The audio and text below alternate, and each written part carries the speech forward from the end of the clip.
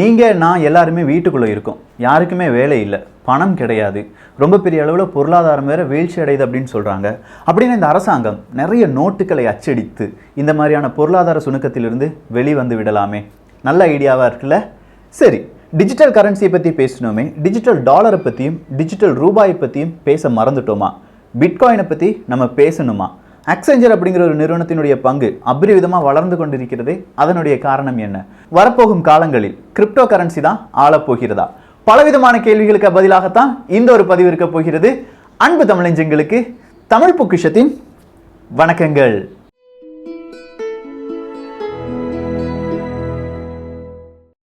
முதல் விஷயம், அதிகமாக நோட்டுகளை அச்சடித்து பணத்தை அச்சடித்து நம்ம இந்த பொருளாதார சுணுக்கத்திலிருந்து வென்று விடலாமா? வீட்டில் இருக்கிற எல்லாருக்கும் 15,000 ரூபாய் 20,000 ரூபாய் மாதம் கொடுத்து அவங்களை எல்லாருமே பணக்காரர்களாக மாற்றிவிட்டோம் என்றால் இந்த பூமியில் பிரச்சனை இல்லாமல் வாழ முடியுமா? இந்த ஒரு கேள்விக்கான பதில் தான் பணவீக்கம் அப்படின்னு சொல்லுவோம். இந்த பணவீக்கத்தை தெரிந்து கொள்வதற்கு முன்பாக சில விதமான உண்மைகளை தெரிந்து கொள்ள வேண்டும். யதார்த்தத்தில் நம் கையில் வைத்து இருக்கும் பணம், காகித பணத்திற்கு வேல்யூ இருக்கா இல்லையா என்பதை நாம் புரிந்து கொள்ள வேண்டும். முதல் விஷயம், இது எப்படி நடந்துச்சு அப்படின்னா, முதல்ல நம்ம பண்டமாற்ற முறையில் இருந்தோம். ஒரு பொருளை கொடுத்து வேறொரு பொருளை வாங்கி கொள்ளும் முறை. அந்த முறையில் சின்னதாக ஒரு பிரச்சனைலாம் வருது. ஏன்னா 1 கிலோ உப்பை கொடுத்து தங்கத்தை வாங்க முடியாது. இந்த பிரச்சனைலாம் வரும்போது தான் இதுக்குன்னு ஏதாவது சொல்யூஷன் கண்டுபிடிக்கணும் அப்படின்னு சொல்லி தங்கத்தை அளவீடாக வைக்கிறார்கள். இந்த தங்கத்தை அளவீடாக வைக்கிறார்கள் அப்படின்னு சொல்லும்போது நிறைய பேர் உழைத்து தங்கம்லாம் வச்சுருந்தாங்க. இப்போ தங்கத்தை வீட்டில் வச்சுருக்க முடியாது. அதுக்கு பதிலாக இவங்க என்ன செஞ்சாங்கன்னா, இதுக்குன்னு ஒவ்வொரு பேங்க் கொண்டு வரப்பட்டது, இல்லாட்டி சின்ன சின்ன வங்கிகள், வீடுகள் கொண்டு வரப்பட்டது. அந்த இடத்துல போய் நம்ம தங்கத்தை கொடுத்தோம்னா ஒரு ரிசிப்ட் தருவாங்க. 5,000 அப்படின்னு சொன்னால் இந்த 5,000 அப்படிங்கிற அந்த ரிசிப்டை எங்கே போய் கொடுத்தாலும் 5,000க்கு ஈக்குவலான தங்கம் நமக்கு கையில் கிடைக்கும். இப்படித்தான் எல்லா பேங்கிங் சிஸ்டமும் வேலை செய்து கொண்டிருந்தது. இப்போ உங்கள்கிட்ட ஒரு கேள்வி இருக்கும், நான் 5,000 ரூபாய் கொண்டு காணிச்சேன்னா 5,000 ரூபாய்க்கு தங்கத்தை எனக்கு தரணும். இப்படி எல்லாருமே கொண்டு ஒரே நேரத்தில் கொடுத்துட்டாங்கன்னா அந்த தங்கத்தை அந்த பேங்க்லேருந்து, சென்ட்ரலைஸ்டாக ஒரு பேங்க் இருக்குன்னா அந்த பேங்க்லேருந்து எல்லாருமே எடுத்துக்கலாம். ஆனால் இங்கே வேற ஒரு பிரச்சனை வந்தது.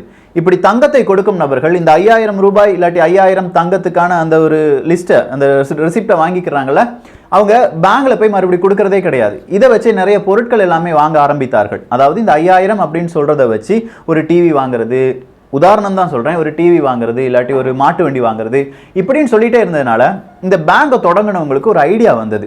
சரி, இன்னும் கொஞ்சம் ரூபாய் கூட நம்ம ரிசிப்ட் அடித்து கொடுக்கலாம் தங்கத்தை வைக்காமலே அப்படின்னு சொல்லி, இப்போ 10 லட்சம் ரூபாய்க்கு ஒரு இடத்துல ஒரு பேங்க்ல தங்கம் இருப்பு இருந்தது என்றால் அவங்க 10 லட்சம் ரூபாய்க்கு பதிலாக 50 லட்சம் 1 கோடி அளவுக்கான ரிசிப்டை எழுதி கொடுத்தார்கள் மனிதர்களிடம். இப்போ நான் கேட்குறேன், இந்த 1 கோடி ரூபாய் அளவுக்கான ரிசிப்ட் எல்லா மனிதர்களிடமும் இருக்கிறது. அப்படி இருக்கும் பட்சத்தில் எல்லாருமே அந்த பேங்க்ல போய் எனக்கு என் தங்கத்தை தாங்க அப்படின்னு சொல்லி கேட்டா கிடைக்குமா? இருக்கிறதே அந்த 10 லட்சத்துக்கு தங்கம் தான். ஸோ 10 லட்சத்துக்கும் அதிகமான இல்லாட்டி மதிப்பே இல்லாத சில விதமான ரிசிப்ட் நம்ம கையில வந்துருச்சு அப்படின்னு சொல்லி எல்லாருமே உணர ஆரம்பிக்கும் போது தான் அடுத்ததா இந்த ஒரு சிஸ்டத்தை முழுவதுமாக அழித்து விட்டு வேறொரு பரிணாமத்திற்கு இந்த பண முதலைகள் எல்லாமே சேர்ந்து ஒரு ஐடியா போடுறாங்க. டாலர் அப்படிங்கிறத கொண்டு வராங்க. இந்த டாலர் அப்படிங்கிறது தான் ஃபியட் மணி அப்படின்னு சொல்லுவோம். ஃபியட் மணினா இந்த பணத்திற்கு இப்போ 100 ரூபாய் 2,000 ரூபாய் நம்மகிட்ட இருக்கு. இந்த 2,000 ரூபாயை நம்ம ரிசர்வ் பேங்க்ல போய் கொடுத்துட்டு 2,000 ரூபாய்க்கு ஈக்குவலான தங்கத்தை தாங்க அப்படின்னு சொன்னா ரிசர்வ் பேங்க் நமக்கு தருமா? 2 அடியை போட்டு கெட்ட வார்த்தையிலையும் பேசி விட்டுட்டு அனுப்பி விட்டுருவானுங்க. ஸோ இப்போ நம்ம யூஸ் பண்ற இந்த காகித பணம் அப்படிங்கிறதுக்கு வேல்யூவே கிடையாது. நாமளா ஒரு வேல்யூவை கிரியேட் பண்ணி வச்சுட்டோம். அதாவது தங்கமோ இல்லாட்டி எந்த விதமான மெட்டல்ஸ், எந்த விதமான பேக்கப்பும் இல்லாமல் வெறும் காகிதம் 2,000 அப்படின்னு சொல்லி நம்ப வைத்தது இந்த உலகம். இப்படி 2,000 அப்படின்னு சொல்லும்போது எல்லாருமே டாலருக்கு மாறினாங்க. எது வாங்கினாலும் விற்றாலும் இந்த டாலர் வழியாகத்தான் செய்ய வேண்டும் அப்படிங்கிற எழுதப்படாத விதி உலகம் முழுவதும் அமல்படுத்தப்பட்டது. ஸோ இப்போ எல்லாருமே யூஸ் பண்றது ஃபியட் மணி தான். வேல்யூவே இல்லாத, துளி அளவும் வேல்யூவே இல்லாத ஒரு பேப்பர் காகிதத்தை 2,000 5,000 100 ரூபாய் 200 ரூபாய்ன்னு சொல்லிட்டு நம்ம பாக்கெட்ல வச்சு சுத்திட்டு இருக்கோம். இப்படின்னு ஒரு கட்டமைப்பு உருவாகிவிட்டது. சரி, இந்த நேரத்தில் நீங்க கேட்கலாம், அப்படின்னா இன்னும் கொஞ்சம் கூடுதல் பணத்தை அச்சடித்து இந்த ஒரு பொருளாதார சுணுக்கத்திலிருந்து நம்ம வெளியில வந்துடலாமா அப்படின்னு கேட்டா இங்க அச்சடிக்க முடியாது. ஒரு கிராமம் இருக்கு, அந்த கிராமத்துல 100 வீடுகள் இருக்குன்னு வச்சுக்கோங்களேன். 100 வீட்டிலையும் 10,000 ரூபாய் வச்சு நம்ம பணம் கொடுத்துட்டோம். அந்த கிராமத்துக்குன்னு பொதுவான ஒரு சந்தை இருக்கு. அந்த சந்தையில எப்போதுமே ஒவ்வொரு வாரத்திற்கும் 100 கிலோ தக்காளி தான் விளையும். அதை வந்து தான் விற்பார்கள். ஸோ எல்லாத்தையுமே 10,000 ரூபாய் இருப்பதனால எல்லாருமே கொஞ்சம் பணம் கொடுத்து தக்காளியை வாங்கி அவங்க வீட்டுக்கு கொண்டு போயிடுவாங்க. ஆனால் இப்போ திடீர்னு நான் சொல்கிறேன், எல்லாருமே கொஞ்சம் பணக்காரர்களாக மாற்றி விடுவோம், எல்லாருக்கும் ஒரு 50,000 ரூபாய் 60,000 ரூபாய் இல்லாட்டி 1 லட்சம் ரூபாய் வச்சு கொடுத்துக்கோங்க, பணத்தை அச்சடித்து கொடுத்து விடுங்கள் அப்படின்னு நம்ம சொல்கிறோம். எல்லாருக்குமே 1 லட்சம் ரூபாய் ஆகுது. 1 லட்சம் ரூபாய் வந்த உடனே இவன்ட்ட நிறைய பணம் இருக்குது. ஸோ தக்காளி வெறும் 100 கிலோ தான் எப்பவுமே ஒரு வாரத்துக்கு வரும். பணம் இருக்கிறவன் என்ன செய்வான்? அந்த 1 லட்சம் ரூபாய் இருக்குல்ல, நம்ம வேணா ஒரு 50 கிலோ தக்காளியை வாங்கி வச்சுக்கிடலாம் அப்படின்னு சொல்லி ஒருத்தன் 50 கிலோ தக்காளியை வாங்கி ஸ்டாக் பண்ணி வச்சுக்கிடுவான். மீதம் இருக்கும் 99 வீடுகளில் இருக்கும் நபர்கள் என்ன செய்வார்கள்? மீதம் இருக்கிற அந்த 50 கிலோ தக்காளியை கொஞ்சம் கொஞ்சமா வாங்கிக்கிடுவாங்க. ஸோ பணம் கூட கூட இங்கே பொருள் என்பது குறைந்து கொண்டே வருகிறது, இல்லாட்டி பொருள் கூடுவது கிடையாது. அது விவசாய பொருட்களாக இருக்கட்டும், அப்படி இல்லைன்னா கார், மொபைல் ஃபோன், எதுவாக வேணாலும் இருக்கட்டும். பணம் கூடுதலாகும் போது இங்கே பொருளினுடைய விலை ஏறுவதற்கான வாய்ப்புகள் இருக்கு. ₹1 கொடுத்து 1 கிலோ தக்காளி வாங்கிட்டு இருந்தவன் வேறொருத்தன் 10 லட்சம் ரூபாய் கொடுத்து 1 கிலோ தக்காளி வாங்குறதுக்கு ரெடியா இருக்கும்போது 1 கிலோ தக்காளியினுடைய விலை 10 லட்சமாக அங்கே மாற்றப்படுகிறது. பொருள் ஒன்றுதான், பணம் அதனுடைய மதிப்பு கூட்டப்படுகிறது. இப்படி நம்ம கூடுதலான பணத்தை அச்சடித்து இந்த உலகத்திற்கு இல்லாட்டி இந்தியாவுக்குலாம் கொடுக்க போனா இங்க இருக்கிற பொருளினுடைய விலை கூடுதலாக மாறும். இதனால ஏழைகளுக்கு இந்த பொருள் கிடைக்குமா? கிடைக்காமல் போய்விடும். உள்நாட்டு பிரச்சனைகள் வரும். இதுதான் பணவீக்கம் அப்படின்னு சொல்றோம். சரி, இந்த பணவீக்கம் அப்படின்னு சொல்லும்போது டாலர்லயும் இதே மாதிரியான பணவீக்கம் இருக்கு. இந்த டாலர், இந்த ஃபெடரல் ரிசர்வ் சிஸ்டம் அப்படின்னு சொல்றோம் பாருங்க, ஃபெட் அப்படிங்கிற அமைப்புலாம் இருக்கு பாருங்க. அவங்க தேவைக்கு அதிகமாக டாலர்களை அச்சடித்து பல நாடுகளுக்கு விநியோகம் செய்து விட்டார்கள். அதிக அளவான பாண்ட் எல்லா நாடுகளுக்கும் கொடுத்திருக்கிறார்கள்.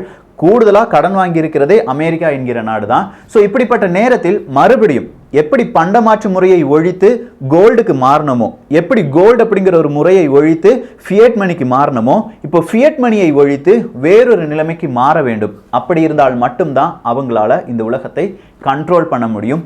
அதற்காக புதிதாக கொண்டு வரக்கூடிய ஒரு டெக்னாலஜி தான், இல்லை ஒரு டேர்ம் தான் டிஜிட்டல் டாலர் அப்படிங்கிற ஒரு டேர்ம். ஸோ டிஜிட்டல் டாலர் அப்படின்னு சொல்லும்போது இதை யார் செய்ய போகிறார்கள் என்று கேட்டால் இதற்காக ஒரு அமைப்பையே ஏற்படுத்தி இருக்கிறது அமெரிக்க அரசாங்கம். டிஜிட்டல் டாலர் ஃபவுண்டேஷன் என்பது தான். இதற்கு 22 மனிதர்களை வேற போன வாரத்துக்கு 2 வாரத்துக்கு முன்னாடி தான் 22 மனிதர்களை இந்த ஒரு கூட்டமைப்புக்காக பணியமர்த்தி இருக்கிறார்கள். அக்செஞ்சர் அப்படிங்கிறவங்க தான் இதுக்கு சாஃப்ட்வேர் செஞ்சு கொடுக்க போறாங்க. ID 220க்கும் இந்த அக்செஞ்சர் அப்படிங்கிற நிறுவனம் தான் சாஃப்ட்வேர்லாம் டிஃபைன் பண்ணி கொடுத்தாங்க. அது வேற ஒரு விஷயம். இதனால தான் அக்செஞ்சருடைய மார்க்கெட் இப்போது கூடிக்கொண்டே இருக்கிறது. ஸோ டிஜிட்டல் டாலர்னா ஃபெட் அக்கௌண்ட் இல்லாட்டி ஃபெட் வேலட் அப்படின்னு சொல்லுவாங்க. இந்த ஃபெட் வேலட் எல்லோரும் எடுக்க வேண்டும். கொஞ்சம் கன்ஃபியூஷனாக இருந்துச்சுன்னா, கொஞ்ச நாளுக்கு முன்னாடி ஃபேஸ்புக் அப்படிங்கிற ஒரு நிறுவனம் புதுசாக ஒரு கரன்சி அறிமுகப்படுத்துகிறாங்க, லிப்ரா அப்படின்னு சொல்லுவாங்க. ஸோ இந்த லிப்ரா அப்படிங்கிற கரன்சி ஒரு கிரிப்டோ கரன்சின்னு சொன்னாங்க. அதாவது இப்போ உங்களுக்கு HDFCயில் ஒரு பேங்க் அக்கௌண்ட் இருக்குது, SBTயில் ஒரு அக்கௌண்ட் இருக்குது, யூனியன் பேங்க்கில் ஒரு அக்கௌண்ட் இருக்குது. யூனியன் பேங்க்ல இருந்து HDFCக்கோ இல்லாட்டி SBTக்கோ ICICக்கோ நம்ம பணம் போடணும்னா ரொம்ப ப்ரொசீஜர். ஒரு வங்கியிலிருந்து வேறொரு வங்கிக்கு பணம் அனுப்பும் போது பணம் போடுபவர் யார், பணம் எடுப்பவர் யார், இவங்க எல்லாருமே அக்கௌண்ட்ல இருக்காங்களா, எந்தெந்த வங்கியிலிருந்து வருது, இது எல்லாமே செக் பண்ணிட்டு தான் இந்த அனுப்புனர்ல இருந்து பெறுநருக்கு பணம் என்பது டிரான்ஸ்ஃபர் செய்யப்படுகிறது. சென்டர் ரிசீவர் அப்படின்னு சொல்லுவோம். இதுக்கு இடையில ரொம்ப பெரிய ப்ரொசீஜர் எல்லாமே இருக்கு. பேங்க் வந்து செக் பண்ணுவாங்க, சென்டர் ஒரிஜினல் தானா, ரிசீவர் ஒரிஜினல் தானா, அமௌண்ட் ஒரிஜினல் தானா, அமௌண்ட் அவங்க பேங்க் அக்கௌண்ட்ல இருக்கா, இது எல்லாமே பார்த்துட்டு தான் ரிசீவ் பண்ண அனுமதிப்பாங்க. இந்த ஒரு சிச்சுவேஷன்ல இங்கிலாந்துல இருக்கிற ஒரு நபர் இந்தியாவில் இருக்கிற அவங்களுடைய அம்மாவுக்கு பணம் அனுப்புகிறார்கள். ஸோ இங்கிலாந்துல இருக்கிற ஒரு வங்கி இந்தியாவில் அந்த வங்கி இருக்கணும் அப்படிங்கிறத எந்த ஒரு நிர்பந்தமும் கிடையாது. ஆனால் பணம் அனுப்பிட்டாங்க. ஸோ இங்கிலாந்துலேருந்து அனுப்பப்பட்ட அந்த பணம் இந்தியாவுக்கு வந்து இந்தியாவில் ரொம்ப பெரிய ப்ரொசீஜர் இருக்கு. அது தீவிரவாதத்திற்கு வந்த பணமா, இங்கே இருக்கிற ரிசீவர் நல்லவங்க தானா, இப்படின்னு ரொம்ப பெரிய செக்கப்லாம் முடித்த பிறகு தான் இவங்க என்ன செய்வாங்க, இந்த இங்கிலாந்துலேருந்து வந்த பணத்தை இந்தியாவினுடைய அந்த தாயாருக்கு கொடுக்க அனுமதிப்பார்கள். ஸோ ஃபேஸ்புக் சொல்றாங்க, நீங்க நிறைய பேங்க் அக்கௌண்ட் வச்சிருக்கீங்க, ஆனால் எல்லாருமே ஃபேஸ்புக்கில் காமனாக இருக்கீங்க. ஸோ ஃபேஸ்புக் ஒரு கரன்சியை அறிமுகப்படுத்துகிறது, லிப்ரா. நீங்க ஃபேஸ்புக்கிடம் இந்த மாதிரி லிப்ரா என்கிற கரன்சியை இல்லாட்டி பணத்தை வாங்கி கொள்ளலாம். உதாரணத்துக்கு நம்மகிட்ட எல்லாருமே ஃபேஸ்புக் அக்கௌண்ட் இருக்கு. அந்த அக்கௌண்ட்டுக்குள்ள 10 லிப்ரா என்பது போடப்படும். ஸோ நான் இங்கே இருக்கேன், இங்கிலாந்தில் இருக்கிற வேறொரு நண்பர் இருக்கார், என்கிட்ட 10 லிப்ரா இருக்கு, இங்கிலாந்தில் இருக்கிற நண்பர் என்கிட்ட கடன் கேட்கிறார். நான் என்ன செய்வேன், ஃபேஸ்புக் அக்கௌண்ட்டை ஓப்பன் பண்ணி 10 லிப்ரால இருந்து 5 லிப்ராவை இங்கிலாந்தில் இருக்கிற என் நண்பனுக்கு அனுப்பி விடுவேன். இதில் எந்த ஒரு பிரச்சனையும் கிடையாது. ஏன்னா ஃபேஸ்புக் வழியாக நாம் இணைந்திருக்கிறோம், ஒற்றை அக்கௌண்ட் வழியாக நாம் இணைந்திருக்கிறோம். இந்த லிப்ரா கிரிப்டோ கரன்சின்னு சொன்னாங்க. இது ஒரு டிஜிட்டல் கரன்சி கிடையாது. ஸோ இந்த நேரத்தில் தான் டிஜிட்டல் கரன்சிக்கும் கிரிப்டோ கரன்சிக்கும் உள்ள வித்தியாசத்தை நாம் தெரிந்து கொள்ள வேண்டும். டிஜிட்டல் கரன்சி அப்படின்னு சொல்லும்போது இந்த டிஜிட்டல் கரன்சி யாருடைய ஒரு கட்டுப்பாட்டில் இருக்கும்? இந்த ரிசர்வ் பேங்க் இல்லாட்டி சென்ட்ரல் பேங்க், ஃபெட் அப்படிங்கிற ஒரு சிஸ்டம்லாம் இருக்கு பாருங்க, ஃபெடரல் ரிசர்வ் சிஸ்டம். அதாவது இந்த உலகத்தை கண்ட்ரோல் பண்ணணும், பணம் வழியாக கண்ட்ரோல் பண்ணணும் அப்படின்னு சொல்ற ஒரு அமைப்பு இருக்கு பாருங்க, அவங்களுடைய நேரடி கட்டுப்பாட்டில் இருப்பது தான் டிஜிட்டல் கரன்சி. நம்முடைய பிசிக்கல் கரன்சிக்கு வேறொரு வகை, இல்லாட்டி நம்ம பேங்க்ல கொண்டு டிரான்ஸ்ஃபர் பண்ணும்போது அந்த பேங்க்ல இருக்கிற அந்த பாஸ்புக்ல இருக்கிற அமௌண்ட் எவ்வளவோ அதுதான் நம்முடைய டிஜிட்டல் கரன்சி. கூகுள் பேல உங்க அக்கௌண்ட் பேலன்ஸ் எவ்வளவு இருக்கோ அதுதான் டிஜிட்டல் கரன்சி. ஆனா கிரிப்டோ கரன்சி அப்படிங்கிறது ஒரு சென்ட்ரலைஸ்டு பேட்டர்ன் கிடையாது. இதற்கு நீ முதலாளிகள் யாருமே கிடையாது. சோ பிட்காயின் இவ்வளவு பெரிய பிரபலமாக மாறியது ஏன் என்கிற கேள்விக்கான பதிலும் இதுதான். உலகத்தில் இருக்கும் எல்லா மனிதர்களும் யாரோ ஒரு நபர் என்னை கண்ட்ரோல் பண்றாங்க, அது எனக்கு பிடிக்கல, அவன் தர்ற டாலர், அவன் அச்சடிக்கிற பணத்தை தான் நான் செலவழிக்கணும்னு சொல்றாங்க, வேண்டாமே நானே பணத்தை சம்பாதித்து நானே செலவழித்துக் கொள்கிறேன் அப்படின்னு சொல்லி எல்லாருமே பிட்காயினுக்கு மாறினார்கள். ஸோ ஒரு காலகட்டத்தில் பிட்காயின் என்பது ஒரு முற்று பெறும். அதாவது பிட்காயின் அப்படின்னு சொல்லும்போது டிஜிட்டலாக நம்ம பணத்தை தயாரிக்கலாம், அது மைனிங் அப்படின்னு சொல்லுவாங்க, அது வேறொரு கான்செப்ட். கண்டிப்பாக வேறொரு பதிவில் இந்த பிட்காயினை பற்றி பார்க்கலாம். இப்போதைக்கு உங்களுக்கு தெரிந்து கொள்ள வேண்டியது, பிட்காயின் யாருடைய கண்ட்ரோலும் கிடையாது, ஆனால் டிஜிட்டல் கரன்சி சில நபர்களுடைய கண்ட்ரோலில் இருக்குது. ஆனால் நேற்றைய செய்தி பார்க்கும்போது சவுத் கொரியா டிஜிட்டல் கரன்சியில் இன்வால்வ் ஆக போகிறாங்க, சீனா அவங்களுடைய கரன்சியை டிஜிட்டலாக மாற்ற போகிறாங்க, பிரான்ஸ் டிஜிட்டல் யூரோவாக கன்வெர்ட் பண்ண போகிறாங்க, இந்தியாவும் டிஜிட்டல் ரூபாய்க்கு மாறுவதற்கான வாய்ப்புகள் இருக்குது, அமெரிக்காவும் சொல்றாங்க டிஜிட்டல் டாலருக்கு மாறப்போகிறோம். ஏன் எல்லாருமே போட்டி போடுகிறார்கள் என்கிற கேள்விக்கு, யார் ஃபேஸ்புக்காக ஒற்றை அக்கவுண்டாக எல்லாரும் பயன்படுத்தும் ஒரு அக்கவுண்ட் ஹோல்டராக மாறுவார்கள் என்கிற போட்டி தான். இந்த போட்டியில யார் சக்சஸாக மாறுகிறார்களோ அவர்கள் தான் இந்த உலகை ஆளப்போகிறார்கள். அது சீனாவா இருக்கலாம், அமெரிக்காவா இருக்கலாம், சவுத் கொரியாவா இருக்கலாம், ஏன் இந்தியா இந்த ஒரு டெக்னாலஜியை கரெக்டா யூஸ் பண்ணுனா இந்தியாவா கூட இருக்கலாம். ஃபெட் அக்கவுண்ட் இல்லாட்டி டிஜிட்டல் டாலர் அப்படின்னு சொல்லும்போது அவங்க ஒரு அக்கௌண்ட்டை கிரியேட் பண்ணுவாங்க. அந்த அக்கௌண்ட்டை கிரியேட் பண்ணி 2 விதமான டிரான்சாக்ஷனுக்கு அவங்க ஓகே சொல்லுவாங்க. ஒன்று ஹோல்சேல், இன்னொன்று டோக்கன் பேஸ்டு அப்படின்னு சொல்லுவாங்க. இந்த ஹோல்சேல் என்று சொல்லும்போது ஃபெடரல் பேங்க்ல இருந்து, அமெரிக்காவின் ஃபெடரல் பேங்க்ல இருந்து நம்ம ரிசர்வ் பேங்க் ஆஃப் இந்தியாவுக்கு கொஞ்சம் பணத்தை, கொஞ்சம் டாலரை அனுப்பி விடுவார்கள். இதுதான் ஹோல்சேல். டோக்கன் சிஸ்டம் அப்படின்னு சொல்லும்போது நாம் இந்தியாவில் இருக்கும் விக்னேஸ்வரன் ஆகிய நான் நேரடியாக ஃபெட் அமெரிக்காவினுடைய சென்ட்ரல் பேங்க்ல ஒரு அக்கௌண்ட் ஓபன் பண்ண முடியும். Free of cost, without any interest நான் ஒரு அக்கௌண்ட் ஓபன் பண்ணலாம். எப்படி நமக்குலாம் சோஷியல் மீடியா அக்கௌண்ட் இருக்குதோ அதே மாதிரியான ஒரு அக்கௌண்ட் ஓபன் பண்ணலாம். அந்த அக்கௌண்ட் வழியாக ஃபெடரல் பேங்க் எனக்கு டாலரை அனுப்பிவிடும், இல்லை நான் டாலர் கடன் கேட்கலாம். இப்போ என் கையிலையும் $10 இருக்கும். இந்த $10 வச்சு நான் அமெரிக்காவிலும் பர்ச்சேஸ் பண்ண முடியும், இந்தியாவிலும் பர்ச்சேஸ் பண்ண முடியும். ஏன்னா அது உலக அளவில் அது ஒற்றை பணமாக மாற்றப்படும். ஸோ இந்த ஒரு கான்செப்ட் இல்லாட்டி இந்த ஒரு சாஃப்ட்வேரை யார் செய்ய போறாங்க, எவ்வளோ பெர்ஃபெக்டாக செய்ய போறாங்க, அதுக்கு ட்ரையல் தான் இப்போ எல்லா உலக நாடுகளிலும் நடைபெற்று கொண்டிருக்கிறது. இதை சீனா சக்சஸ்ஃபுல்லாக செஞ்சிட்டாங்கன்னா சீனா இந்த உலகை ஆளும். அதாவது வரப்போகும் நூற்றாண்டை சீனா ஆண்டுவிடும். அமெரிக்கா கரெக்டாக செஞ்சிட்டாங்கன்னா அமெரிக்கா ஆளும். இதற்காகத்தான் இப்போவே எல்லாருமே ஒரு டெஸ்டிங் பைலட் ஃபேஸில் இருக்கும் அப்படின்னு சொல்லிட்டு இருக்காங்க. இப்போ உங்களுக்கு அடுத்ததாக ஒரு டவுட் வரலாம், அப்படின்னா இதுக்கு ஒரு லிமிட்டேஷனே இருக்காதா, கடன் என்பது எல்லாமே தள்ளுபடி செய்யப்படுமா என்கிற கேள்விக்கான பதில், ஒரு யுகம் மாறுகிறது என்பதுதான். அதாவது கோல்டுலேருந்து நம்ம எப்போ ஃபியட் கரன்சிக்கு மாறினோமோ அப்போதே கோல்டு இல்லாட்டி அது சம்பந்தமான அனைத்து விதமான ஆவணங்களும் அழிக்கப்பட்டது. அதே மாதிரி ஃபியட் கரன்சிலிருந்து நம்ம டிஜிட்டல் கரன்சிக்கோ இல்லாட்டி டிஜிட்டல் டாலருக்கோ மாறும்போது இங்க இருக்கும் மனிதர்கள் எல்லாமே ரொம்ப பெரிய அளவில் நஷ்டமடைந்து விட்டார்கள்.